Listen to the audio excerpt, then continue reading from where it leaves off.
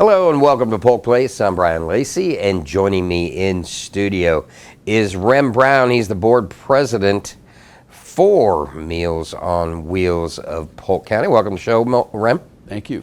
And also the executive director of Meals on Wheels for Polk County. That'd be Susan Eldridge. Welcome to the show, Susan. Thank you. Glad to be here. Well, if you could, Susan, what I'd like you to do is talk to me about the mission of Meals on Wheels in Polk County. How did it start and where is it today? Well, this is our 50th anniversary this year, so we're celebrating that in different ways. The mission has always been to deliver a hot, nutritious meal and a daily contact to the homebound. So for 50 years, it has grown. We've gone from 15 meals that first day to last year was 105,000 meals that we delivered. So about 550 people a day. Talk about the importance of delivering the meal, but in and of itself, the contact, because sometimes you guys are the only ones that see the individuals getting the meal. That's absolutely right. And I guess the best way to do that might be to relate a story. I was delivering meals one day, and a lady hadn't been there for about a couple weeks, hadn't been home. And I asked her, hey, what happened? Where were you? And she said, well, I was in the hospital. I said, okay, what happened? She said, I had a stroke. And I said, oh my gosh. She said, I was laying on the floor for 13 hours. I said, wow. And who found you? And she looked at me like I should know who found her, but it was someone from Meals on Wheels. Mm-hmm. And so they, called it in, and so that's a real life example of the contact that we have. But beyond that, it's every day. People contact the same. We get to know the people that are there. So we have a relationship with people. They know us, we know them, we know what they like. They know us by name, so it's and they look forward to the driver showing up. They definitely look forward to it. So for some people, it really is the only person that they're going to see and have any kind of conversation with. So, what's it take to put on something like this? You're talking about meals being delivered. Where do the meals come from? How does the funding provided for the individuals? And then who are the meals delivered to? Well, the meals are prepared at the Meals on Wheels office in Winter Haven. So our kitchen comes in about 4:30 a.m. to start preparing those meals. It is a lunchtime meal. The people call us to sign up for the meals. It's easy to get, or a family member or friend. The funding itself, we don't receive federal funding, so I call us community funded. Mm-hmm. We depend on our community for sponsorships, partnerships, donations, of all types. We're going to talk about an event coming up, but obviously those that volunteer and deliver, and with today's gas prices, bless them, talk about the important role that they play in volunteering and getting out and helping these people that need it the most. All of our meals are delivered by volunteers. So we have, throughout the year, there's almost 800 volunteers that we work with. During the summer, we need extra, whether it's teachers or someone like that to help us substitute during the summer. But it's very important. They also help us in the kitchen. 98% of the organization is run by volunteers. During COVID, we doubled in size, so it's very important. We need more and more volunteers, especially this time of year. Like I said, we struggle. Our northern friends go back. We need more volunteers during the summer.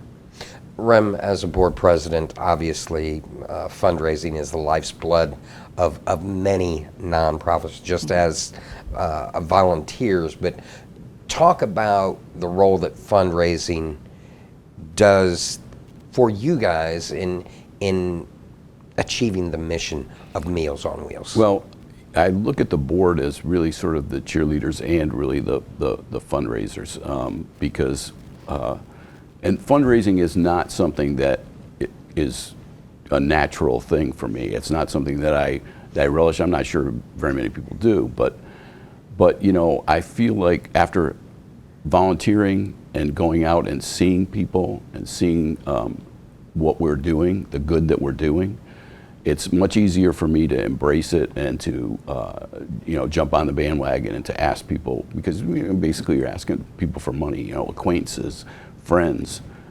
businesses, other organizations. So and it's a big part of what we do. We have and Susan will probably talk about this, the thrift store that provides some funding for us, and some people pay for their meals, which is another source of income, but a large part of it is the fundraising, and it's particularly important, I think, this year. You guys have an event that's quite unique.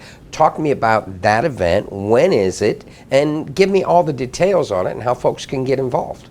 Okay, we do have an event coming up September 30th, Friday night.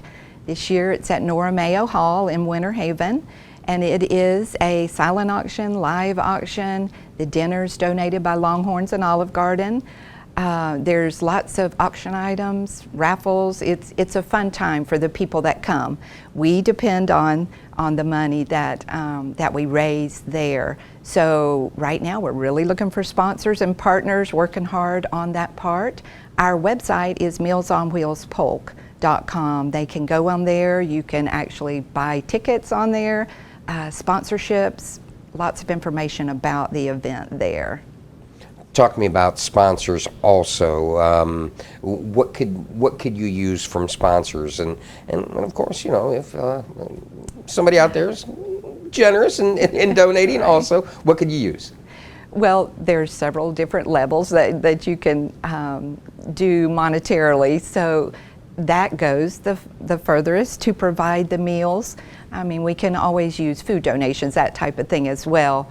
But there's about 5 sponsorships, anywhere from $300 to $5,000 on there, with tickets and more if you'd like. Rem, I'm going to give you the last word on this. Obviously, as someone who's been on the front lines and delivered to those in need, inspire those at home to A, get involved with the fundraiser, B, get involved with anything that they can help you with, volunteering, anything along that lines. Get those people off the couch and get them to help Meals on Wheels on Polk. Well, I think that for me, I can just talk about maybe, you know, what happened with me was just somebody asked me. It was just, will you do this with me? A partner wanted me to ride with him and deliver meals, and that was sort of the start. That was 3.5 years ago, and that led to further involvement, you know, on the board and fundraising and things like that. But yeah, I think that's just it. Get up off the couch and go do it, because once you start to see and meet people, and you see the level of need in the community, it's hard to not respond, to just sit back and sort of say that's somebody else's job. And the appreciation of those getting the meals too. And that's for sure. They're very appreciative. So it's just like, you know, you try to bless people, but they bless you back, oftentimes more. So that's.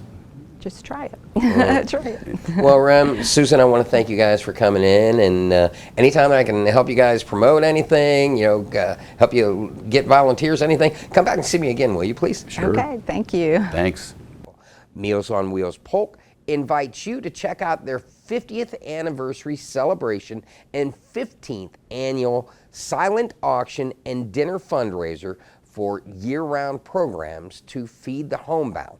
Join them Friday, September 30th at Nora Mayo Hall. Tickets are $50 and there are sponsorship opportunities available.